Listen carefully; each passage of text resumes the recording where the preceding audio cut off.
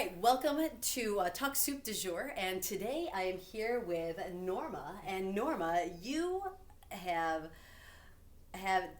just an amazing life. And I met you and your honey quite a while ago, and we went to church together. But I did not know a lot about your past at all. And you forgot that you even came to my house years ago when you were goodness. a young 20-year-old maybe. Oh my, yeah, that was When my a very daughter- long time ago. Yep. Oh, that's right. That was a student group. College and careers group. Yes. Yeah. Yeah, through Calvary Chapel. Yeah. Very cool. Yeah, so we've known each other, but not really known each other. So now you have written a book, Holy Happenings. This is awesome. And what prompted you? I mean, we all have life stories, right? So I thought about writing mine down a few times because it's been very interesting. And a long time being single, blah blah blah. A lot of things happen in all of our lives. But what prompted you to put it in a book? Well, just so many things happened in my life that I knew that it was God. I knew it was God's hand, whether it was protection, provision, just different circumstances. And I knew, he was guiding me, and I journaled through the years. So Did you access your journals? I did. Yeah, I did Because my memory. because it brought back several, memories of things Sure. I'd forgotten. The big things I remembered, but and just through the years, I've spoken at women's events, and I spoke last February at a women's luncheon, and there were about 100 to 120 women there. It's a good group. And I talked all about what we're talking about the different times God's been evident in my life.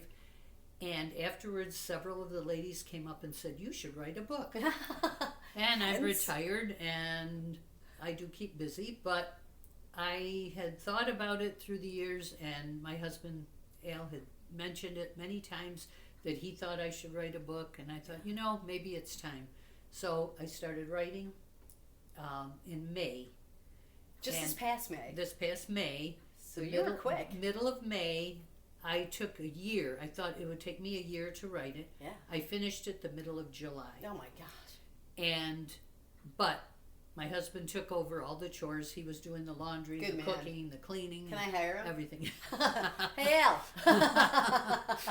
And so I was able to, he said, just write. And so I was able to write. The Holy Spirit led me to remember all these different things throughout my life. And I did get my journals out, and that jogged my memory on some things. And it came together, and I'm just really excited how well it came together. And so my quickly. prayer is that people who read it will see God in my life, but know that He's no different for them than He is for me. God doesn't have favorites. We're all His children, and He speaks to every one of us. He's in every circumstance. I don't believe in coincidence. No. And I just know that His hand is in everything, and He's in control of everything. Yeah, amen. So you're going to find that evident throughout the book. Throughout the book, I've shared exciting things. I've shared very Give us some highlights. difficult things. Give us some highlights. And some funny things. Yeah. Okay, highlights. Some standouts. Okay, one thing is that I'm trying to think of we started a Christmas project. My husband and I decided we wanted to do Christmas for a needy family because he had been laid off just before Christmas one time when we had 2 young children. We had no money to spend on Christmas, so we made gifts, but it was the best Christmas ever. We had a wonderful time. So we decided then we would have Christmas, do something for a needy family at Christmas.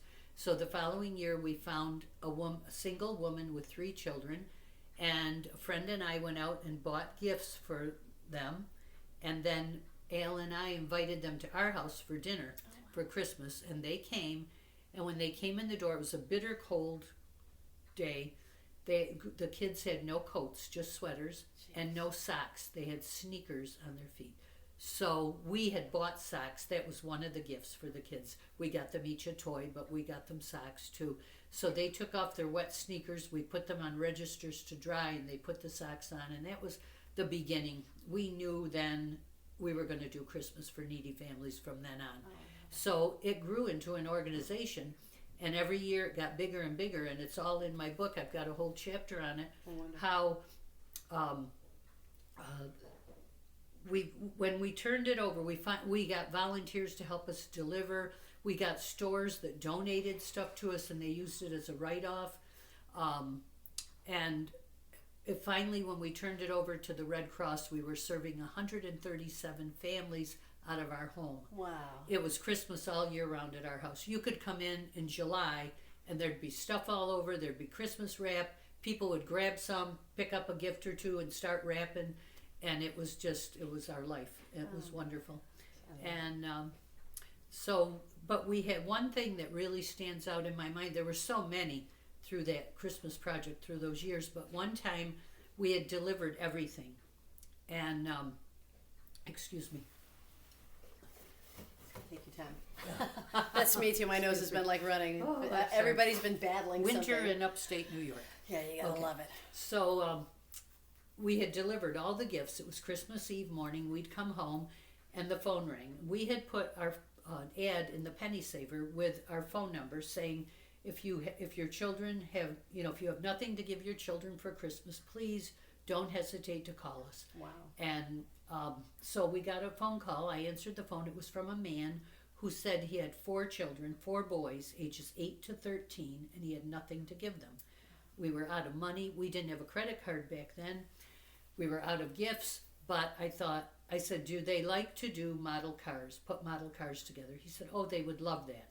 I said, we'll go down to the Western Auto. This was in Newark. I said, go to the Western Auto store. I will call the owner and let him know you're coming, and you can pick out 4 model cars. So I called the owner of Western Auto and told him that he was coming in. I asked, how much will that cost? I will be in. It was Christmas Eve. I said, I'll be in the day after Christmas to pay you. He said, it's $20. And I'm thinking, $20? Yikes. We don't have it. We don't have it. Wow. Where am I going to get $20?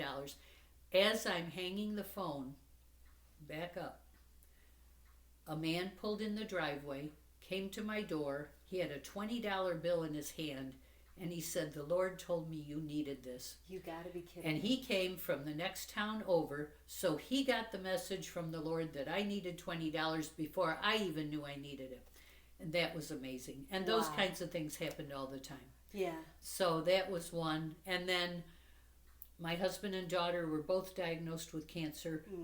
Al was diagnosed one day with kidney cancer. 2 days later, our daughter was diagnosed with Hodgkin's lymphoma. It had to be devastating. It was a very, very difficult time in our lives, but we felt God's presence throughout all the surgeries, the treatments, through everything.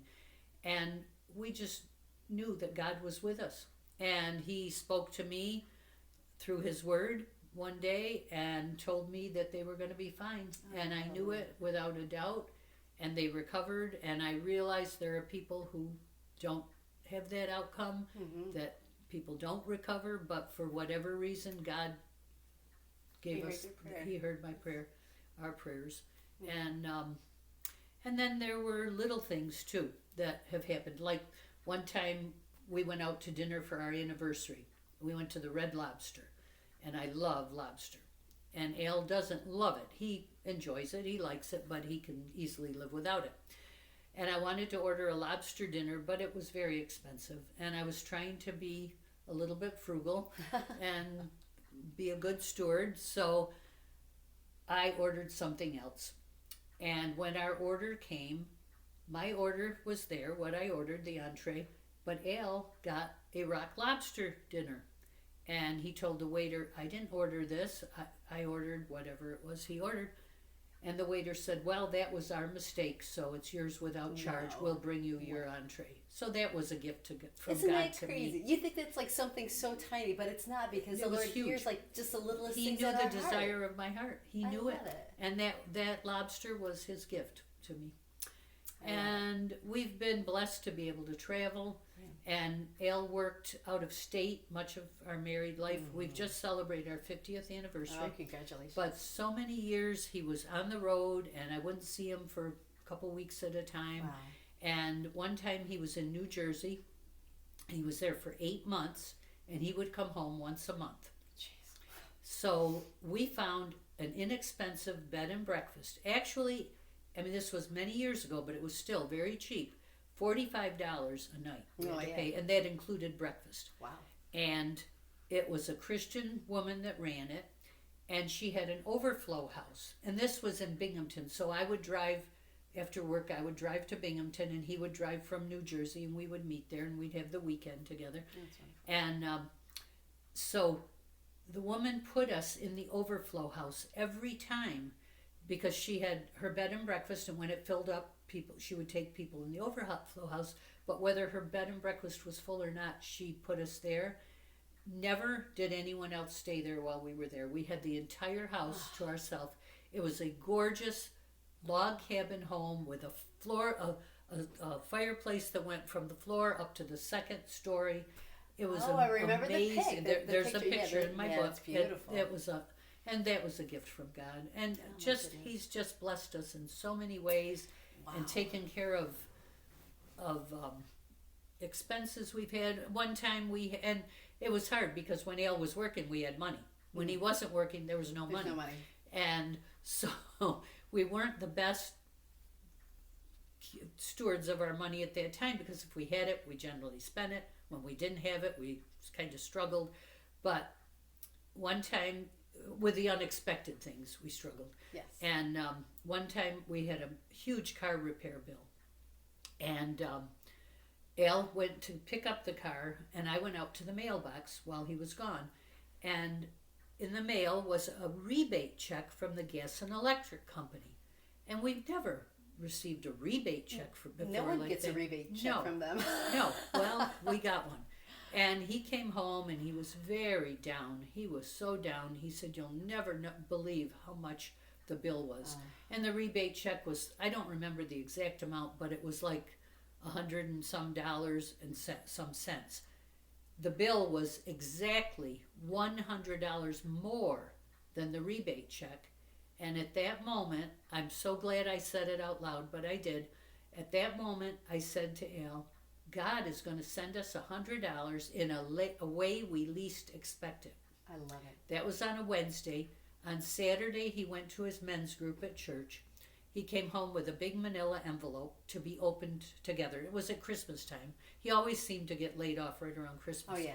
But, so we were supposed to open this envelope together, and it was from a family from church that we knew, and the man was in his men's group, but we didn't know them that well, and we opened it, and there was a certificate, an award certificate.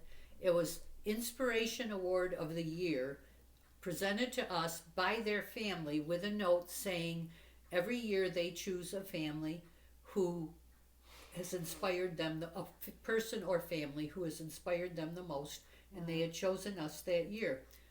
And attached to it, with a paper clip, was a check for $100. Did we expect that? Never in a million years. So that was God. And we never did find out what it was that inspired them, but it was just God's listening prompting. to you, I can't understand how anyone couldn't be inspired. Just, it's not the amazing, like, huge things. It's all the little things. But the most amazing thing is that you guys, both of you, have put yourself in God's hands, and you had to let go of things, right? Because you have no control. None of us have control. Right. But because you guys have done that, and I know obviously at times it's very hard. You don't know where this is coming from. How are we going to live, from one day to the next? But you knew that the Lord was going to take care of you. We never questioned that he would provide. Amen. He always provided. And I mean, I can go on and on, but I'm not going to tell you everything. Yeah, you can't tell. You can't say it. So that's awesome. So in a little bit, we'll talk about how you can actually get a hold of this book. Are you okay? This is what we're going to talk about right now. She is also a gifted artist and photographer. So you are going to have a display here coming up very soon. So tell the folks that are listening where and when. It's going to be March 15th through April 24th at Wood Library in the Ewing Community Room, which is up on the 3rd floor. Wonderful. But I'm having a solo exhibit. I'll have about 60 to 70 of my big pictures. And Al and I celebrated our 50th anniversary by going to the Canadian Rockies and we drove up there 6,200 miles, but it was wonderful. And God's creation is so amazing, and we just saw such beauty. And I captured a lot of it on camera, and brought it home, and that's a lot of my pictures are going to be from there. But I'll have some other things too, like gardens and flowers and animals, and so a variety. And but this is. Oh yes, your flyer. Yeah, the flyer. It's I'm having. I'll hold this up. You can kind of take a look. We'll have the information too for you, but you can definitely take a look at that. And then the open house is Thursday, March 19th, from 6 to 8 p.m. We'll have a reception, and they can come and see the pictures, but they can see them anytime when the library is open. That's wonderful. But you're going to have specifically like an opening. And so we'll have an where they opening can meet you. It's a with meet and greet. I'll be there, and refreshments will be there. That's always kind of fun. We'll be there. I know that draws people. So no, that's wonderful. That is awesome. Oh my goodness. Anything else you want to leave with the folks before we go today? I know it's like a loaded question. I know. Oh, one thing. How did you guys meet? How did we meet? Oh my goodness, really that's well. I didn't tell actually how we met in the book. We met at my aunt's restaurant because I was a registered nurse, and I worked at Strong. And on my days off, I liked to go help my aunt who owned a restaurant. And I was there helping her this one day, and Al came in for lunch because he was working right around the corner, and that's where we met. And there were several different things, but he asked for my phone number, and he called me, and that was on November 2nd in 1968. Wow. And November 16th, it was our second date. We'd gone out on November 15th. We took my brother to an Amerks hockey game for his birthday. It was his 13th birthday, I think, or 15th birthday. I don't remember, but he was a young teenager. So we took him out. That was our first date. And our second date, Al took me to see West Side Story at the drive-in and proposed to me. Oh my 2 weeks after we met, and I said yes. And we dated until October of the following year. Okay. And we were married, and we've been married 50 plus years. Amen. And what a character he is. I love him to death. It's wonderful. The Lord has blessed you both so much.